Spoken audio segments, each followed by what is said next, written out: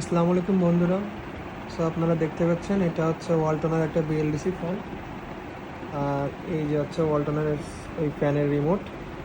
এটা দিয়ে আমি আর কি এই যে ফ্যানের সরি ফ্যানের এলইডি অফ অন করতে পারবো। হ্যাঁ, এই যে অন হয়ে গেল এলইডি। সো এই যে ফ্যানের পাওয়ার বাটন দেখতে পাচ্ছেন, এটা ক্লিক দিলে ফ্যান অফ অন হয়ে যাবে। এই যে ফ্যান অফ হয়ে গেল। আর এটা হচ্ছে ওয়ালটনের ফ্যান, এই যে লোগো দেখতে পাচ্ছেন আপনারা।